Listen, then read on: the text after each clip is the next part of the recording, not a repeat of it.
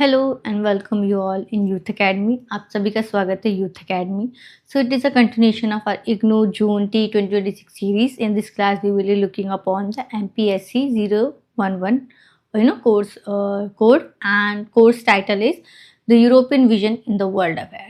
So basically how Europe basically sees the world and how is Europe relation with the other its Asian Western Western countries relations, how basically Russian is getting involved with the human security, climate justice की बात करें, climate actions की बात करें, how there is also a historical background about the Russians and the European Union. तो ठीक है, और यूरोपियन यूनियन विद रशिया का क्या रिलेशन है, यूरोपियन यूनियन विद इंग्लैंड का क्या रिलेशन है, European Union with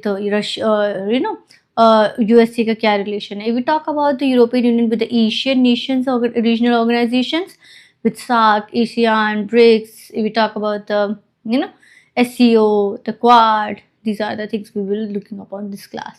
So basically, it is a PYQ based analysis series, and this class I am going to talk about the 10 top most important questions, which is essential for your June T2026 examination. With the perspective of the PYQ based analysis. If we talk about there is one more important question I felt it is important, can be asked in the exam. So I termed as number 11 questions.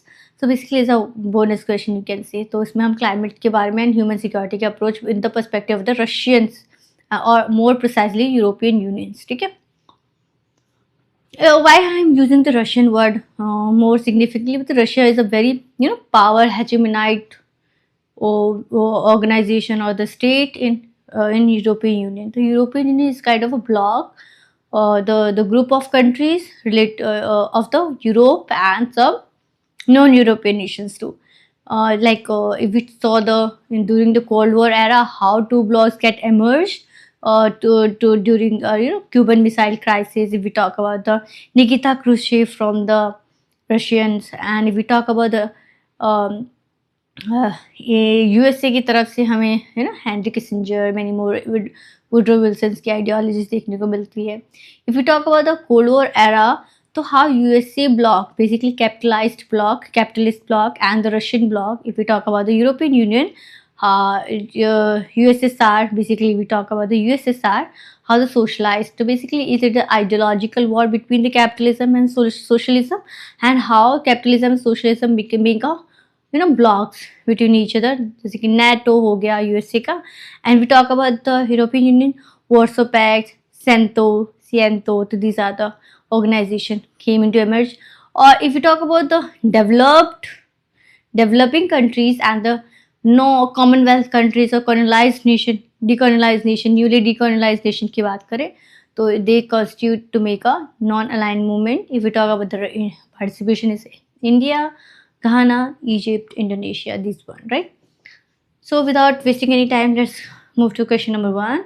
Achha, before that, I have to mention that the learning of this class, what will you learn in this class?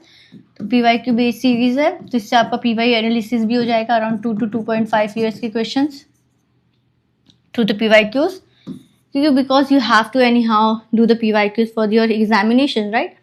और इसमें आपको well structuring भी मिलेगी answer की. तो basically इसमें सिर्फ आप क्वेश्चन आंसर की सीरीज के फॉर्म में नहीं देखेंगे, इसमें मैं आपको बताऊंगी कि बेसिकली वेल स्ट्रक्चर्ड क्या होता है, आंसर कैसे लिखना चाहिए और कैसे आप हाई स्कोर कर सकते हैं. क्योंकि एट द लास्ट क्वेश्चन के जैसे ही आपने आंसर लिखा है, आपने क्वेश्चंस के डिमांड को कैटर किया है कि नहीं आंसर में, विद योर कीवर्ड्स, कंटेंट की बात करूँ, thinkers, quotations, relevant examples, right, and historical analysis. तो आपको सबको पता होना चाहिए. तो इसी से हमारे एक वेल स्ट्रक्चर्ड आंसर बताओ. यही वेल स्ट्रक्चर्ड आंसर में मैंने आपको थिंकर्स दिए हैं, उनके इंपॉर्टेंट सब्जेक्ट एरियाज और फील्ड स्टडीज़ दिए हैं, कंटेंट फुल मिलेगा इसमें आपको. If you talk about the example वाला पार्ट फुल रहेगा इसमें आपका. If you talk about the recent examples, current examples and relevant examples. You can also say suitable examples. So these are the interchangeably 4 words. Quotations रहेंगे to make your argument more credible. Argumentation के लिए credibility चाहिए.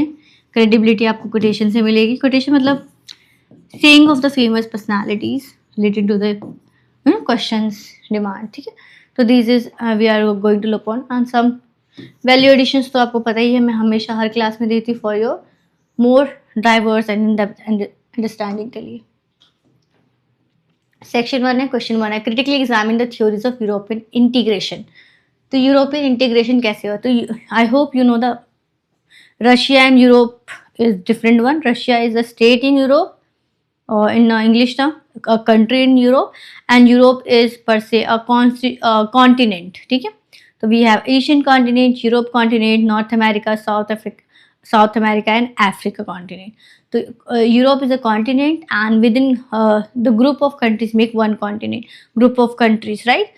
सो Russia is a state in a Europe continent, इसलिए यूरोपीय union बोलते हैं. Europe countries का union, Europe countries का group is called as European Union, like same goes to. ठीक है, तो European integration refers to the process through which European countries have sought to achieve economic, political and social unity. ठीक है, तो हमें लगता है integration is kind of a unity, but ये यूनिटी मल्टी डायमेंशनल यूनिटी थी, जिसमें political, economic and social spheres को भी देखा गया था. ठीक है, formation of the European union formed हुआ था ऑन दिस लाइंस. तो ड्राइविंग फोर्स क्या था, स्ट्रेंथ करना था, एंड लिमिटेशंस क्या थी, ये भी पढ़ेंगे. तो कोटेशन कोट में आप ऐसे लिख सकते हैं, Europe will not be made all at once और according to a single plan. Robert Schuman ने कहा था कि कोई सिंगल प्लान के अकॉर्डिंग यूरोप का निर्माण नहीं हुआ था. Major theory of Europe integration में आप फेडरलिज्म की बात कर सकते हैं. ठीक है, फेडरलिज्म में एलिट्रो स्पिनेली ने कहा है और जॉन मोंटेन ने इंस्पिरेशंस की बात की है. Advocate a creation of European federation. तो फिर federation, federalism, division of power. Federalism का कॉन्स्टिट्यूशनल टर्मिनोलॉजी बताऊं तो डिवीजन ऑफ पावर बेसिकली. ठीक है, division of power between the levels, state level, central level, state level and the local level. ठीक है, तो यूरोपियन फेडरेशन की बात की है, उन्होंने शेयर्ड सोवेनिटी की बात की है वाइल प्रिजर्विंग नेशनल आइडेंटिटी. तो जैसे कि ये Warsaw pact under the European Union बना था, सिएंतो एंड ये national sovereignty and share sovereignty की बात करते हैं. सोवेनिटी का मतलब होता है in non interference from the external threat. ठीक है, European parliament and single market की बात हुई है on the line of socialism, promoting the ideology of socialism. तो European Union resembles a quasi federal system with common institution, like India is a quasi federal state, quasi federalism है. तो basically इसमें क्या होता है, centre is get more power as compare to other levels of government, as compare to state and local government. तो यहाँ पर quasi federalism मतलब होता है self toward central tilted, more power towards center and less power towards the state and local government. तो same European union resemble है quasi federal system. ठीक है, जिसमें सुप्रा नेशनलिज्म की बात करते हैं. सुप्रा नेशनलिज्म बेसिकली नेशनलिज्म होता है कि अपनी कंट्री के टूवर्ड्स डिवोशन और respect, dignity. But supra nationalism क्या होता है, group of countries make a group और a union and you got the feeling of nationalism for all this group. ठीक है, इसको बोलते हैं सुप्रा नेशनलिज्म. इसलिए सेम हमने एथिकल नेशनलिज्म की बात की है, एथिकल कंज्यूमरिज्म की बात की है. ये मैं वर्ड इसलिए यूज़ करूँ ताकि आपके माइंड में वो आप इसे यूज़ कर सकें. न्यू फंक्शनलिज्म एक ये हमारा थ्योरी है, theory related the European integration. New functionalism में क्या होता है, integration begin in one sector and gradually spread to the other through the spill over effect. Spill over effect, domino effect पढ़ते हैं ना. तो स्पिल ओवर इफेक्ट में एक सेंटर में ये पहले स्टार्ट हुआ था, फिर से यहाँ ये इंटीग्रेशन कोई एक सेक्टर में स्टार्ट हुआ होगा.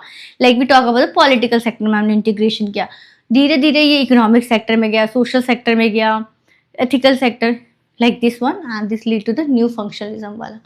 सुप्रानेशनल institutions play a key role in deepening integration. Example European coal and steel communities की बात करते हैं. Keyword spill over effect and Brexit and rising nationalism show that integration is not always irreversible. ठीक है, गवर्नमेंटलिज्म. ठीक है, थोड़ा टंग ट्विस्टर लग रहा है. स्टैनली हॉफमैन का है. ठीक है, नेशनल इंटरेस्ट की बात करते हैं, यूरोपियन काउंसिल की बात होती है, नेशनल सोवेनिटी की बात होती है. ठीक है, I hope you already understood you have already learned about these kind of the theories of European integration. With European integration की जो ये theories का question है, ये each and every paper में आया है, डायरेक्टली इनडायरेक्टली आपके इस पेपर में भी आएगा. तो आपको याद रखना है, आपको सुप्रा नेशनलिज्म वर्ड याद रखना है, न्यू फंक्शनलिज्म थ्योरी है, if we talk about the federalism theory है, and the next one is the intergovernmentalism. Fourth theory is the liberal intergovernmentalism. तो intergovernmentalism पहले हम देख लेते हैं. State remain the principal actor and cooperate only when it serves their national interest. ठीक है, self national interest पे जोरों से काम किया गया है. Major decision requires consensus among member states. United Nation में कंसेशन बेस्ड डिसीजन मेकिंग होती है. ब्रिक्स, अदर रीजनल ऑर्गेनाइजेशंस की बात करें, ब्रिक्स, एशियान, सार्क, इन सब में भी कंसेशन बेस्ड वोटिंग होती है. Same goes with European council में भी. लिबरल में क्या है, लिबरल में क्या होगा, government formulate national preferences based on domestic economic interest and negotiate at the European level. तो इसमें नेगोशिएशन वाला एंगल जुड़ गया. वहाँ पर सेल्फ इंटरेस्ट की बात, नेशनल इंटरेस्ट की बात हुई थी, not basis of the negotiation, पर यहाँ पर नेगोशिएशन का भी फंडा जोड़ दिया गया है on the lines of economic and domestic trust. ठीक है, तो integrate reserve from rational bargaining का आइडिया है इसमें लिबरल नेशनलिज्म में, क्योंकि लिबरल से याद रखें economic based orientation, market based economy. ठीक है, जिसकी मैस्ट्रिच ट्रीटी को आप याद कर सकते हैं, rational choice. Confederalism and interdependence theory. Globalisation से आने के बाद इंटरडिपेंडेंस हो गया था. Confederalism support cooperation while preserving full sovereignty of the right. ठीक है, तो फेडरलिज्म भी रहेगा, साथ में कॉपरेशन भी रहेगा. इंडिपेंडेंस थ्योरी में क्या, रॉबर्ट क्यूहन एंड जॉब्स ने क्या था, argue that increasing economy and political independence encourage cooperation. ठीक है, जो देखिए, dependence lead to the development, also talk about the Joseph, and development lead to the underdevelopment. ये भी हमारे प्रिब्लिश ने बात की है. प्रिब्लिश एक राइटर है, स्कॉलर है. ठीक है, क्रिटिकल इवैल्यूएशन क्या होगा, federalism, new functionalism, intergovernmentalism, liberal governmentalism है, एंड कन्फेडरलिज्म एंड इंटरडिपेंडेंस. ठीक है, तो these are the things. Hybrid model की बात की है. ठीक है, कंक्लूजन आपको डायनेमिक एंड इवॉल्विंग प्रोसेस से देखना है. इथनोसेंट्रलिज्म का भी आप इसमें कीवर्ड डाल सकते हैं. वैल्यू एडिशन में European integration, federalism, spill over effect, supra nationalism, European Union, Maastricht treaty, European parliament, European council. ठीक है, discuss the evolution of the Europe Union and analyse the role of major treaties. तो evolution की बात करनी है, इसमें क्या क्या ट्रीटीज रही इन्वॉल्विंग दिस इवोल्यूशन. ठीक है, यूरोपीय union world's most successful experiment of regional integration थी. 27 मेंबर स्टेट का एक यूनियन था. तो Europe will not be made all at once और according to the single plan, it will be build through concrete achievement. Schuman का है evolution and union की बात करें तो यह पोस्ट वर्ल्ड वॉर सेकेंड. ठीक है, पोस्ट वर्ल्ड वॉर सेकेंड का कॉपरेशन देखें, क्योंकि 1951 1957 फिर कोल्ड वॉर एरा की भी बात होगी इसमें. Devastation of the second world war lead to the need for the peace and economic recovery की बात हुई थी. तो इसलिए ये हमारे जो राइटर्स है, propose integrating coal and steel industries to prevent future wars. ठीक है, तो ये आप बोलेंगे कोल एंड स्टील इंडस्ट्रीज क्यों, क्योंकि जो वेपन्स होते हैं, मिलिटराइज वेपन्स, ये इसी से बनते हैं. इसलिए इसको इंटीग्रेट करने की बात की थी. European coal and steel communities. ठीक है, रीजनल इंटीग्रेशन की बात हुई. ट्रीटी ऑफ रोम, आपको ट्रीटी ऑफ रोम याद रखना है. And the post world war cooperation, second world war. तो European economic community and Euratom. ठीक है, कॉमन मार्केट की बात की थी, goods, services, capitals and peoples की, led to the foundation of European economic integration. Treaty of Rome, single European act. तो these are the basically the question itself is talking about the major treaties. Major treaties में treaty of Rome हो गया, single European act जो single market करता. फिर वो qualified majority voting भी आ गई. एक्सेलरेटेड इकोनॉमिक इंटरनेशन हुआ, सिंगल मार्केट हुआ, सुपर मार्केट हो गया. मैस्ट्रिक्ट ट्रीटी की बात करें, मेजर ट्रीटीज में European union, 3 pillar structure, European citizenship. तो बेसिकली आपको मेमोराइज ही करना पड़ेगा, क्योंकि इसमें आपको ट्रीटीज पता होनी चाहिए, हिस्टोरिकल बैकग्राउंड है. इसमें कुछ समझाने वाला ऐसा नहीं, समझाने वाला पार्ट आएगा तो I will tell you. Euro currency जैसे कि अब यहाँ पर देखिए डॉलराइजेशन बहुत ही प्रेवलेंट है, हेजेमनी है, यूएसए की हेजेमनी है मार्केट में, इकोनॉमी में, ग्लोबल अफेयर्स में। तो यहीं पे जब रीजनल ऑर्गेनाइजेशन बनती है और डी डॉलराइजेशन की बात करती है for the wellbeing and physical autonomy के लिए, we talk about the international economy market, export import के लिए, एफडीआई, एफआईआई को इम्प्रूव करने के लिए, करंट अकाउंट बैलेंस को इम्प्रूव करने, करेंसी डिवैल्यूएशन, इन्फ्लेशन सबको मेजर करने के लिए, प्रोटेक्ट करने के लिए डी डॉलराइजेशन की बात हुई है, मैकडोनाइजेशन की बात हुई है, डी मैकडोनाइजेशन की बात हुई है। तो this is basically aspect of regional organization, how regional organization जैसे countering the hegemony of the USA और अदर नेशंस। ठीक है, तो वही सेम यूरो करेंसी की बात हुई है।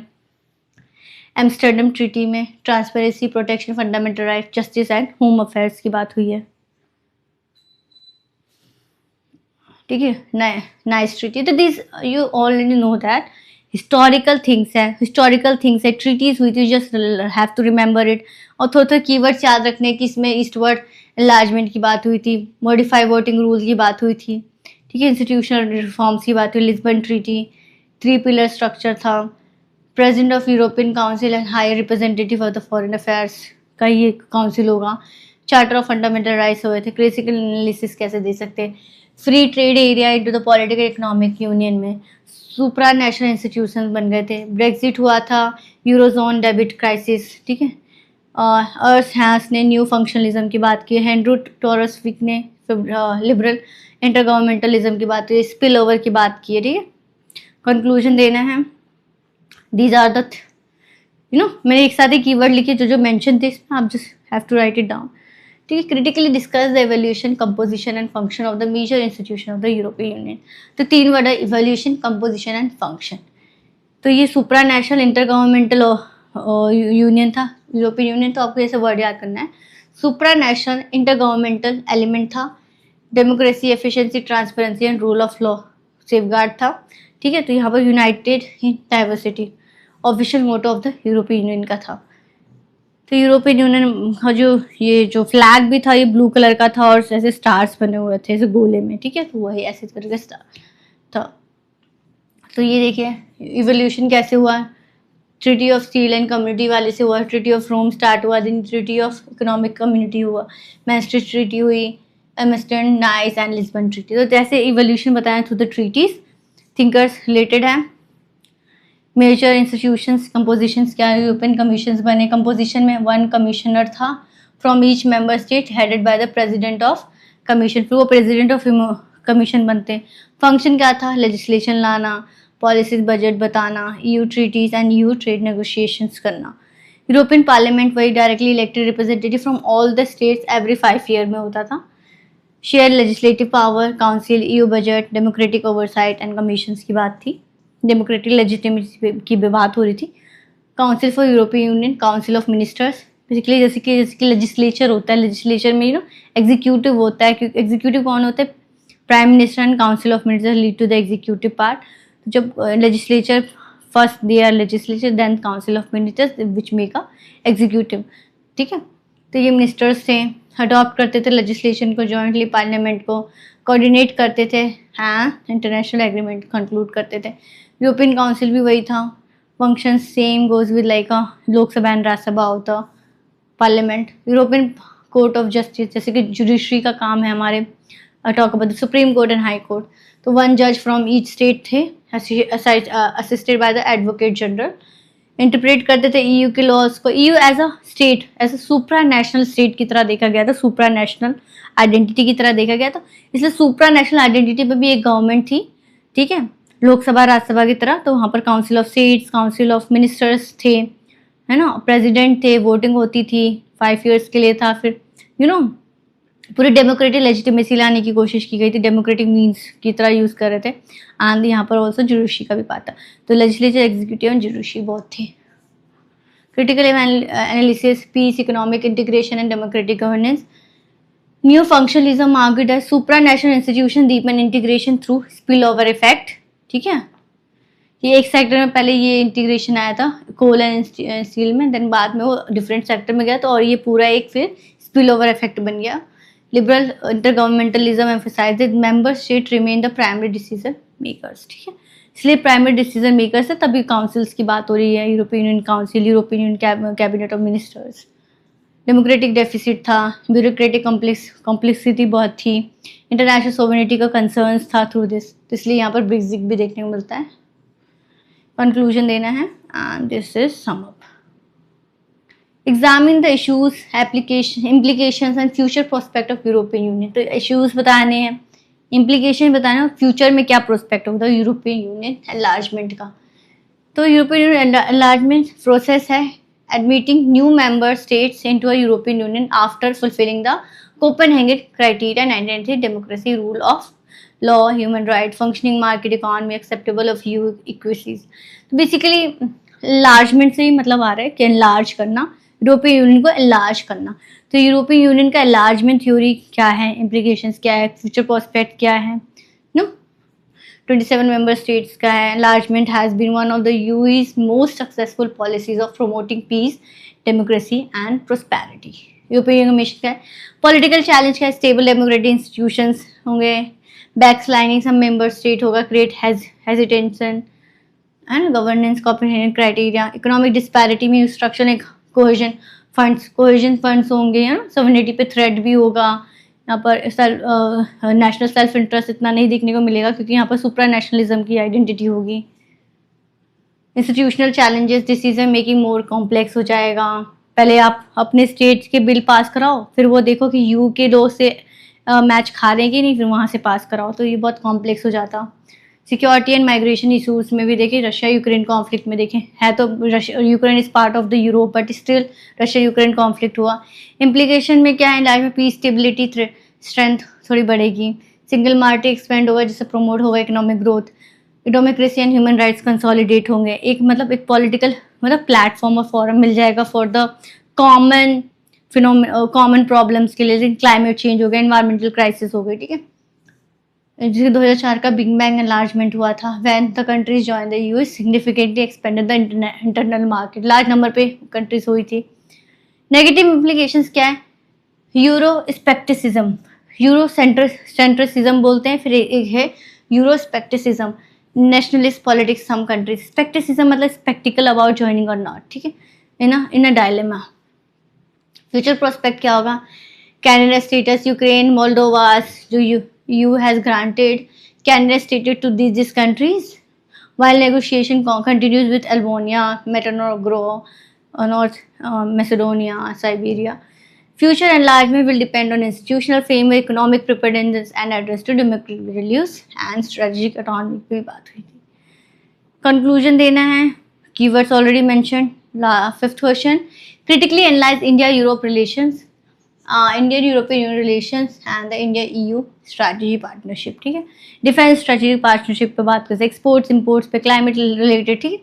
तो European Union share relation based on democratic rule of law, sustainable development में, ठीक है। And 1962 and 2002 the partnership was elevated to strategic partnership में बन गया, बदल गया। India and European Union are national partner United bye share democratic values and common global interest, European commission ने कहा है। थोड़ी इवैल्यूएशन है, अब अगेन रट्टाफिकेशन है, रट्टा मारना पड़ेगा कौन सी ईयर में क्या हुआ था।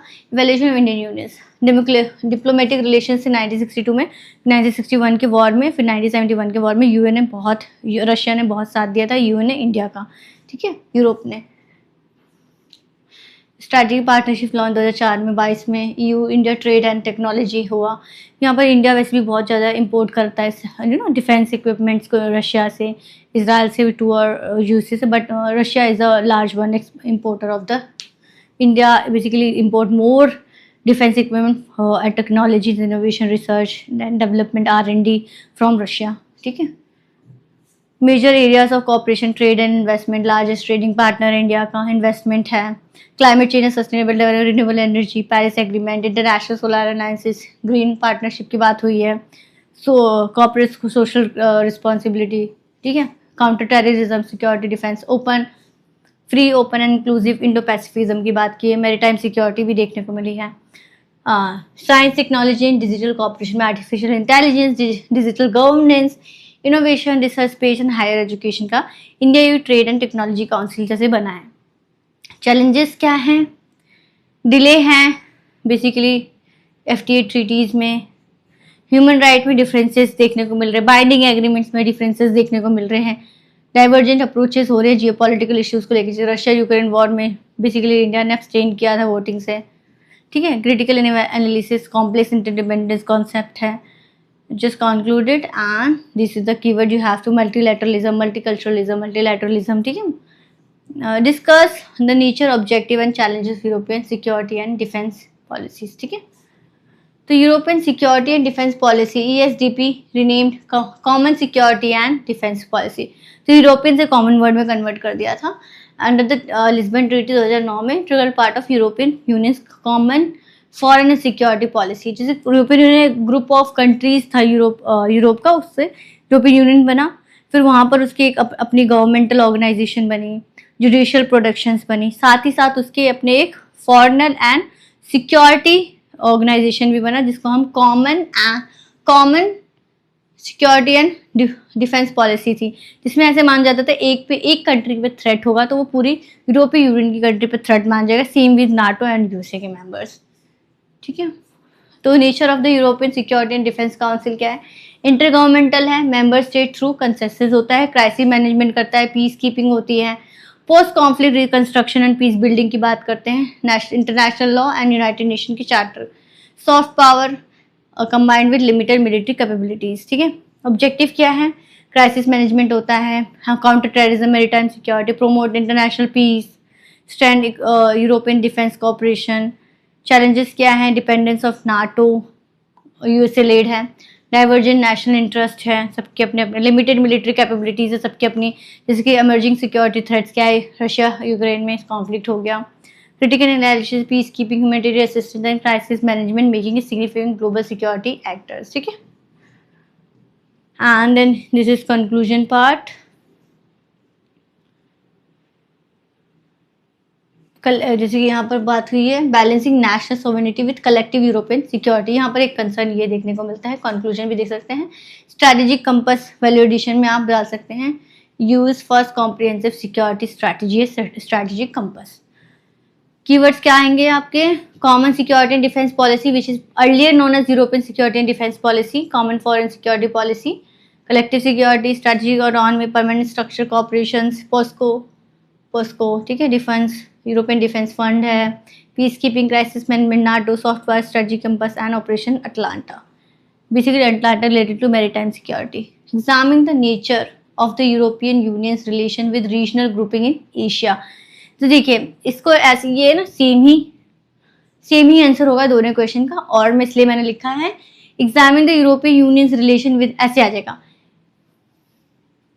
Let me first make it clear. तो यहाँ पर पूछ रहा है यूरोपियन यूनियन का रिलेशन किसके साथ है? Regional grouping in Asia. तो एशिया में रीजनल ग्रुपिंग कौन कौन है ये आपको पता होना चाहिए, तब आप आंसर करेंगे। और दूसरे में भी सेम ही बोला है, examine European union relation with regional grouping को ना करते हुए जो जो रीजनल ग्रुपिंग मेंशन्ड है एशिया में उसी के डायरेक्ट नाम लिख दिए हैं। So easy for you. तो मतलब दोनों का आंसर सेम है, इसलिए मैंने दोनों को ए और में करके लिखा है। तो क्या कौन कौन से रीजनल ग्रुपिंग प्रेजेंट है एशिया में? एशियान हो गया, सार्क हो गया, ब्रिक्स हो गया, ब्रिक्स के बाद और कौन कौन से हैं? We talk about the SCO हो गए, क्वाड, बिम्स्टेक, ये हो गए। और रशिया, चाइना भी एशिया का ही पार्ट है, चाइना से रिलेशन, इंडिया से क्या उसका स्पेसिफिक रिलेशन है, एंड द यूनाइटेड नेशन यहाँ पर अलग आ गया। तो ये रशिया एंड यूनाइटेड नेशन हट जाता, तो ये सब यहाँ तक आंसर पूरा सेम है, बट हमें दो इसमें फंडा और डालना है, यूए एंड रशिया के साथ क्या रिलेशन है और यूनाइटेड नेशन के साथ क्या रिलेशन है। फिर इसमें क्या होगा आपका दो क्वेश्चन और बन जाएगा, European union relation with Russia first question, and second question is European union relation with United states, right. तो यहाँ से एक क्वेश्चन बन जाएगा। तो बेसिकली एक ही क्वेश्चन मैंने आपको दो डायमेंशन दिया, दो डायमेंशन के साथ आपके तीन क्वेश्चन बन रहे हैं related to the EU relation with Asia's nation में डिफरेंट ऑर्गेनाइजेशंस आ गए, and EU relation with Russia, China, India and United States. Okay, तो प्रोमोटिंग करता है मल्टीलेटरलिज्म में regional integration, of course it is basically enlargement policy से पता चल रहा है, फेडरलिज्म से, इंटीग्रेशन से ही पता चल रहा है, democracy, free trade, sustainable development की बात हो रही है, economic cooperation, political dialogue, security partnership and global governance की बात हो रही है।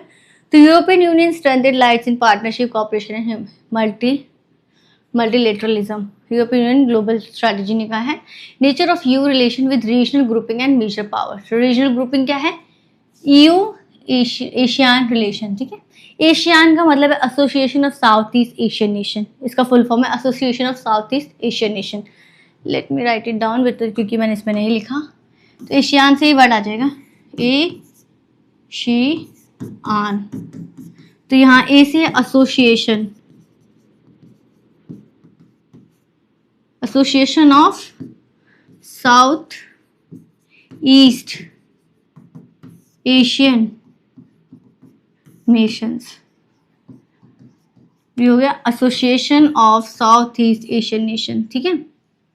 तो इसमें बताना है EU consider Asia's most important regional partner is south east Asia, ठीक है। तो साउथ ईस्ट एशिया की ही बात हो रही। Trade, investment, climate change, green transition, maritime security, digital connectivity, sustainable development, ठीक है। 2020 EU ASEAN upgraded their relationship to strategic partnership में अपग्रेड किया है। इंटर रीजनलिज्म की बात हुई है, supra nationalism, inter regionalism and ethnoscepticism, these are the term I am just saying again, so ये it engraved in your mind. European Union with SAARC, so SAARC के साथ क्या है हमारा, तो यूओ सपोर्ट करता है south Asian association of regional cooperation. Let me write it down the name of SAARC again. SAARC, South Asian Nation, South Asian Association of Regional Cooperation, South Asian Association of Regional Cooperation।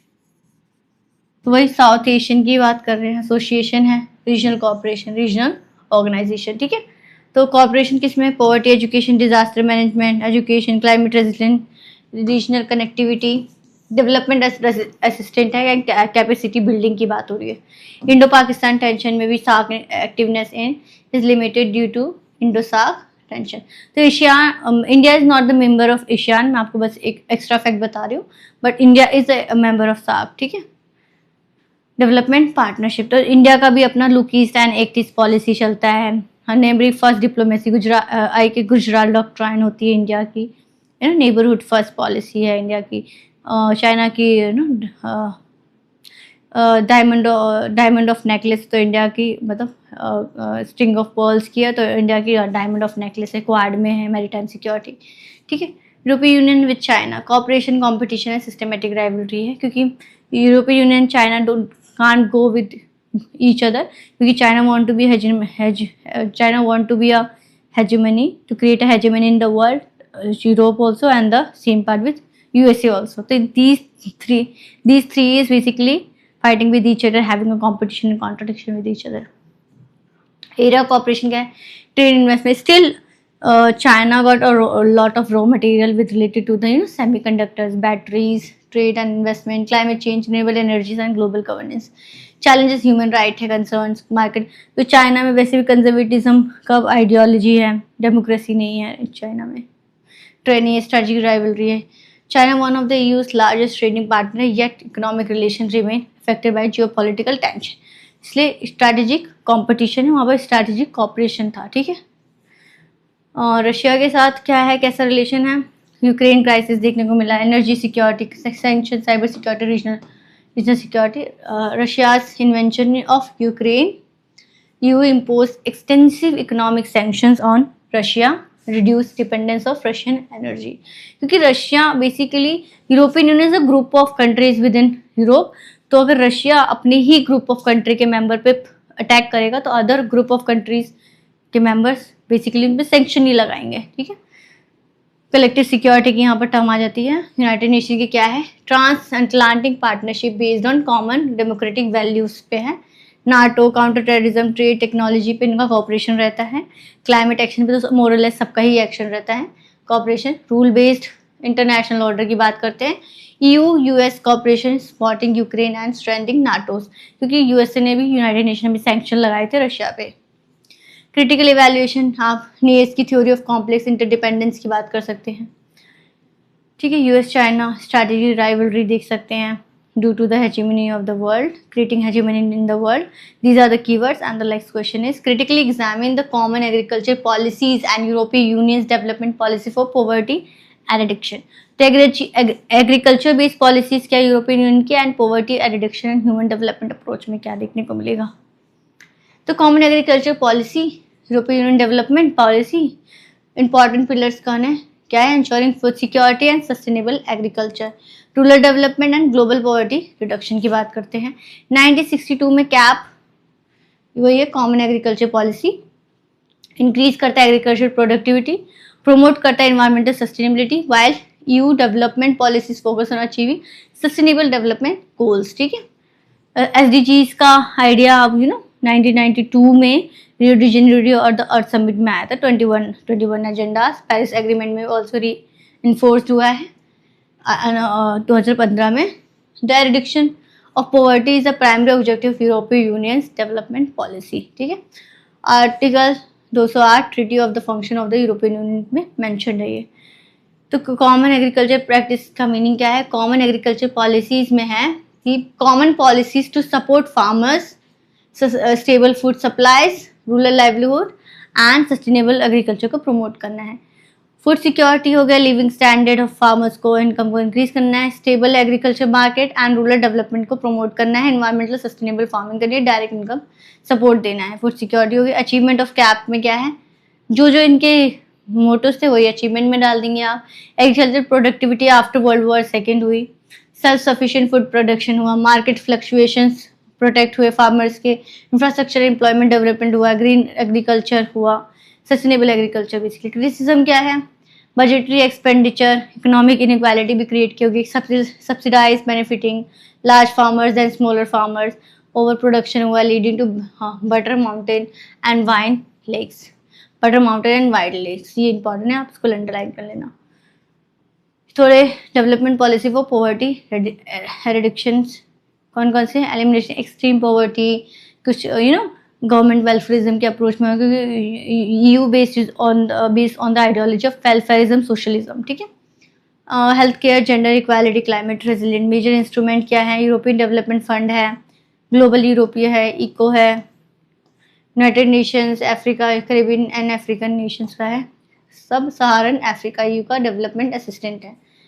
Category evolution आप देख सकते, अमर्त्य सेन की capability approach, human capability approach आपको इसको डाल देनी है। And also महबूल हक की ह्यूमन डेवलपमेंट इंडेक्स, जिसमें वो इनकम एंड पॉवर्टी रिडक्शन की भी बात करते हैं, पैरामीटर ऐसा पैरामीटर, ठीक है। Analyse the role of European Union in environmental protection and climate change. So ये जो कॉमन एग्रीकल्चर प्रैक्टिस है वन ऑफ द पार्ट हो जाएगा ऑफ एनवायरमेंटल प्रोटेक्शन चेंज की, ठीक है। तो ये environment protection and climate governance single European act है, ठीक है। कॉम्बैक्ट करता है क्लाइमेट चेंज, प्रमोट करता है सस्टेनेबल डेवलपमेंट एंड बायोडाइवर्सिटी को। ग्रीन इकोनॉमी भी ट्रांजिशन में देखने को मिली है, ठीक। Climate change is the refining issue of our time, Antonio Guterres ने कहा, UN सेक्रेटरी जनरल थे जो। Role of European Union in environmental protection, promoting sustainable development, economic growth, social welfare, environment conservatism की बात की है, स्टेबल सस्टेनेबल डेवलपमेंट की बात की है, इकोनॉमिक ग्रीन डील्स की बात हुई 2019 में, aim to make Europe the first climate neutral continent by 2050, net zero carbon की बात हो रही है। Climate change mitigation, green house gas emissions जो होते हैं मिनामाटा कन्वेंशन, जिसमें मरकरी पॉल्यूशन को ख़त्म करना है। क्योटो प्रोटोकॉल, CFCs है ना, इन सबको, एंड मरकरी पॉल्यूशन को ख़त्म करना है। These are the major initiatives में क्या है, European climate change fit for 55 package, reduce emission by at least 55% by 2030, ठीक है। तो फिट फॉर 55 पैकेजेस, तो 55% by 2030।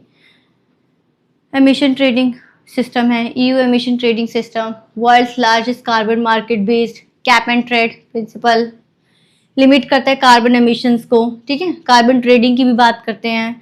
Clean technology, carbon low carbon innovation production, ठीक है, कार्बन प्राइसिंग की भी बात होती है एंड कार्बन ट्रेडिंग की भी बात होती है, इसलिए कैप एंड ट्रेड की बात करते हैं। बायोडाइवर्सिटी एंड सर्कुलर इकोनॉमी, यहाँ पर आप याद करना EU emission trading system, EU emission trading system and the cap and trade with carbon pricing, carbon trading. EU promote conservation of forest, wildlife, pollution control, इसलिए EU बायोडाइवर्सिटी स्ट्रेटजी 2030 तक आया। Global climate leadership में आप Paris agreement देख सकते थे 2015 का। UN, इसमें पेरिस एग्रीमेंट में क्लॉज 6 देख सकते हैं, और the Paris agreement clause 6। UN framework convention on climate change, UNCCC and conference of parties जो होती रहती हैं हमारी, क्लाइमेट डिप्लोमेसी आप पढ़ सकते हैं। क्रिटिकल एनालिसिस वही दे सकते हैं यहाँ। रिस्क सोसाइटी थ्योरी है बैक्श की, जो environmental problem such as climate change require collective global action की बात करें, इसलिए मल्टीलेटरलिज्म में क्लाइमेट जस्टिस, क्लाइमेट है ना, कॉमन क्लाइमेट नेगोशिएशंस की बात होती है। नॉर्मेटिव पावर, ठीक है। High cost for green transition की बात करते हैं, बट हाई कॉस्ट है। Carbon pricing, cap and trade, you know, carbon trading की बात होती है, but it is carbon border adjustment mechanism, ये बहुत ही इंपॉर्टेंट है। तो बेसिकली क्रिटिसिज्म आपको पता चलेगा कि क्रिटिसिज्म है of the carbon border adjustment mechanism. तो कार्बन से समझ रहे हैं आप ग्रीन हाउस गैस, बॉर्डर मतलब जो आपका जो इम्पोर्ट और एक्सपोर्ट हो रहा है, और जिस जो गुड एंड सर्विसेज का इम्पोर्ट एंड एक्सपोर्ट हो रहा है, और जिस गुड एंड सर्विसेज से आपका कार्बन प्रोड्यूस हो रहा है, वो जब आप दूसरी कंट्री में भेजेंगे और जितना कार्बन आपकी कंट्री में प्रोड्यूस हुआ है उस पर भी आप टैक्स देंगे, ठीक है, वही मैकेनिज्म है। By developing countries has potential for trade barriers, क्योंकि you have to give the trade incomes और trade export income tax on the custom, and इस पे आपको टैक्स देना पड़ेगा कि how much carbon you produce while making this good and how much carbon is मतलब basically produce for are to importing that good, exporting that good, ठीक है। Global, तो ये कार्बन बॉर्डर एडजस्टमेंट मैकेनिज्म हो जाएगा। ये बेसिकली कैप एंड ट्रेड की बात है, कार्बन प्राइसिंग की बात है। रिस्क सोसाइटी थ्योरी आप बेस्ट की दे सकते हैं। हार्डिंग की tragedy of commons highlight the need for collective environmental governance, क्योंकि ट्रेजेडी ऑफ कॉमन्स ही है, ठीक है, जनरल है। ट्रेजेडी क्लाइमेट चेंज पे, फिट फॉर 55% एमिशन बाय 2030, ठीक है। Critically examine the main feature of EU Russia relations, ठीक है। तो EU Russia cooperation, competition and conflict, strategic partnership है। क्रीमिया एनेक्सेशन 2018 में जो क्रीमिया किया था, and the Russian Ukraine war 2022 में, ठीक है। Main feature of EU Russia relation, strategic partnership में पॉलिटिकल डायलॉग है, ठीक है। तो क्या कहता है, पार्टनरशिप एंड कॉपरेशन एग्रीमेंट के अंदर पॉलिटिकल डायलॉग है। Economic cooperation, regional stability, promote peace and security, ठीक है।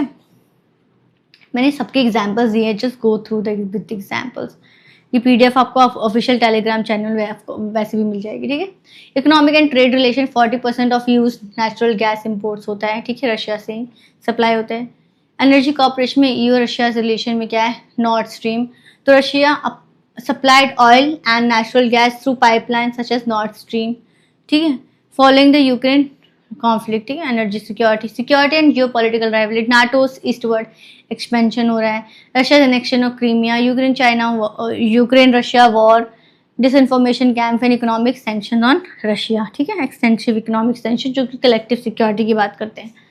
Corporation of global issues, climate change हो गया, काउंटर टेररिज्म हो गया, इशू हो गया, आर्टिक गवर्नेंस की बात हो गई, न्यूक्लियर नॉन प्रोलिफिकेशन ट्रीटी हो गया, CBTP ट्रीटी हो गया, ईरान न्यूक्लियर डील हो गई, ठीक है। मल्टीलैटरलिज्म की बात हो रही है, तो नीड्स की थ्योरी ऑफ कॉम्प्लेक्स इंटरडिपेंडेंस की वही हो गया। Realistic thinker Hans and Morgan thought that the national interest and power politics ultimately shape international relations. National interest important है, इसलिए रशिया यूक्रेन वॉर भी नेशनल इंटरेस्ट को लेके ही हुआ है। स्ट्रैटेजिक ऑटोनॉमी की बात होती है, स्ट्रैटेजिक कंपास की बात हो रही है, जिसमें चैलेंजेस क्या हैं, insecurity, geopolitical rivalry, human right concern, cyber warfare and miss information, breakdown of political trust, ठीक है। ये दिस आर द इम्पोर्टेंस। एंड्रियो मोरक्सविक की बात करें, लिबरल इंटर गवर्नमेंटलिज्म की बात की उन्होंने, ठीक है, these are the keywords related to, तो ये बोनस क्वेश्चन है किए, मुझे अच्छा लगा थोड़ा। Critically examine the future prospect, emerging challenges and global role of the European Union in world affairs. तो basically European vision related the world affair, paper का ही नाम है, कोर्स टाइटल, इसलिए मेरे को ये क्वेश्चन थोड़ा इंपॉर्टेंट लगा। तो बात ही करें कि क्रिटिकली एग्जामिन करना है future prospect, emerging challenges and global role of the European Union world affair में कैसे काम कर रहा है, मोर और less related to the relation with USA, EU relation with USA, Russia, China, India, Asian, है ना, साउथ ईस्ट एशियन नेशंस, ठीक है। तो वही बात हो रही है। इन्फ्लेशन ग्लोबल ऑर्गेनाइजेशन है, 26 मेंबर स्टेट का कंप्राइजेस है, democracy, peace, human right, trade, free trade why, because it is basically the following the ideology of socialism, इसलिए free trade, multilateralism, sustainable development की बात करते हैं। ये कोटेशन ऑलरेडी बहुत टाइम हमने पढ़ लिया है, still we will read it. European Union is unique union of democratic European countries committed to working together for peace and prosperity. Global role of European Union का क्या है, economic power, largest trading block है, ठीक है।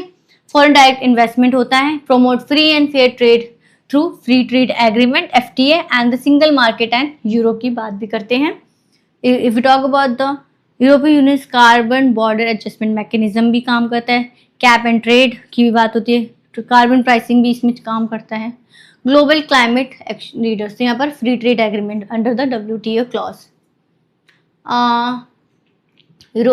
European green deal की बात होती है, यूरोपियन क्लाइमेट लॉज की बात होती है।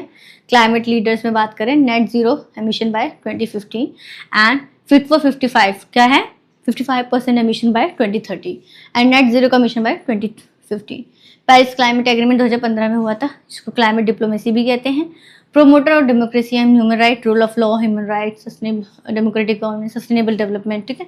सिक्योरिटी एंड ग्लोबल कंसर्न्स में common security and defence policies की बात होती है, peace keeping, management crisis, counter terrorism, maritime security, operation Atalanta, anti piracy mission था under operation Atalanta. Ukraine Russian conflict, war has emerging challenges की भी बात की है, तो एमर्जिंग चैलेंज में रशिया क्रीमिया हो गया, रशिया यूक्रेन हो गया, energy security, defence preparedness, refugee management, regional stability की बात हो रही है। Brexit, UK withdraw from reduce EU's economic and military strength while creating institutional and trade challenges. जैसे UK is part of Europe, तो जब UK यूरोपियन यूनियन से निकला तो उस निकलने वाले टर्म को ही ब्रेक्जिट बोलते हैं, ठीक है। राइज ऑफ नेशनलिज्म एंड यूरोस्पेक्टिसिज्म, तो जो यूरोपियन यूनियन की इतनी पॉलिसीज रेगुलेशन ये हो गए थे, तो इसमें क्या जो मेंबर स्टेट थे इतना ट्रस्ट नहीं कर रहे थे यूरोपियन यूनियन को, उसी को टर्म को यूज किया यूरोस्पेक्टिसिज्म, ठीक है। Doubtful dilemma in the dilemma condition, ठीक है। तो rise of nationalism, supra nationalism से खत्म होकर नेशनलिज्म पे आया, जो कि नेशनल सेल्फ इंटरेस्ट की बात करते थे। माइग्रेशन एंड रेफ्यूजी क्राइसिस, ठीक है। रेफ्यूजी क्राइसिस देखने को मिलता है, माइग्रेशन, आपने डंकी मूवी देखी होगी, कैसे रेफ्यूजी क्राइसिस होते थे, यूनाइटेड नेशन में जा रहे थे, right. What is happened to it,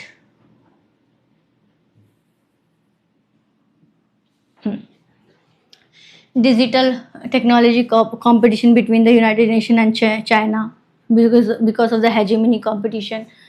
future prospect में strategic compass, western Balkan, Ukraine, Moldova, तो बेसिकली एक्सपेंशन टूवर्ड्स है, बाल्कन स्टेट्स हैं, Balkan republics, western Balkan, Ukraine, Moldovas. European green deal की बात करते हैं, जो कि ग्रीन डिजिटल ट्रांजिशन की तरफ शिफ्ट कर रहे हैं। What is happening, full bass international order की बात हो रही है, सॉफ्ट पावर डिप्लोमेसी की बात हो रही है, एंड्रू मोरसविक की लिबरल इंटरगवर्नमेंटलिज्म की बात हो रही है। कंक्लूजन में आप कह सकते हैं कि ये मेजर ग्लोबल एक्टर है, जो कि इन्फ्लुएंस कर रहा है, सिग्निफिकेंटली इन्फ्लुएंस कर रहा है trade, climate, governance, diplomacy and international peace को। साथ ही साथ strategic autonomy, strategic partnership, sustainable government, multilateral cooperation को भी इन्फ्लुएंसली वर्ल्ड अफेयर में प्रमोट कर रहा है। EU ग्लोबल स्ट्रैटेजी 2016 में वैल्यू एडिशन में, स्ट्रैटेजी कंपस बाय 2040, मतलब स्ट्रैटेजी कंपस 2022 में आया था। More resilient, secure, strategically autonomous and global influential था। तो EU का अगर EU का हम थोड़ा वो देखें, future aspect in the world affair में, तो बेसिकली EU के हम क्लाइमेट डिप्लोमेसी पे क्या कौन कौन से एजेंडाज देख सकते हैं। Cap and trade, FTA free trade agreement, ये हो गया। साथ में हमने वो क्या पढ़ा, कार्बन बॉर्डर एडजस्टमेंट मैकेनिज्म, फिर फिट फॉर 50 जिसमें 55% रिडक्शन बाय 2030, और क्या पढ़ा, net zero carbon bye 2050, right. और कार्बन प्राइसिंग की भी बात की थी उन्होंने, पेरिस एग्रीमेंट को भी बाइंडिंग एग्रीमेंट है।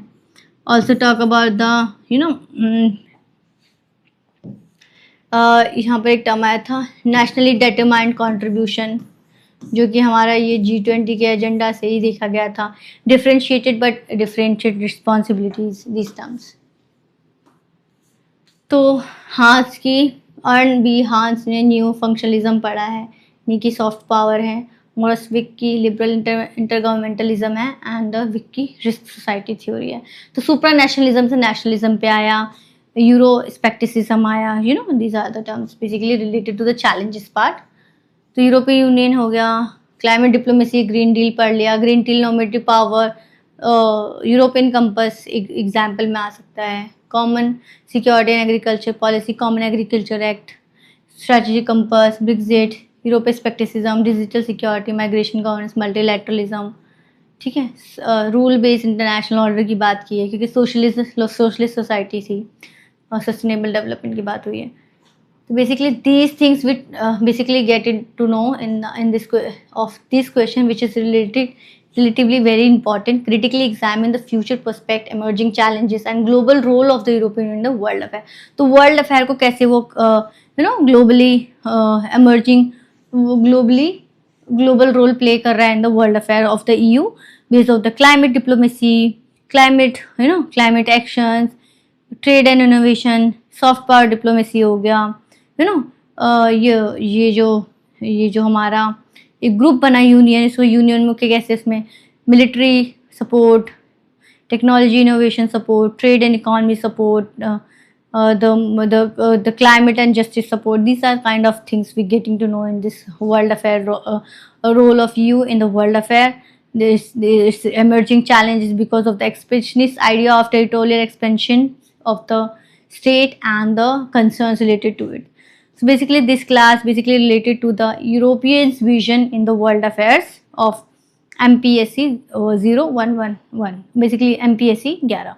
So thank you everyone for watching this session and stay tuned for our next classes. Thank you everyone.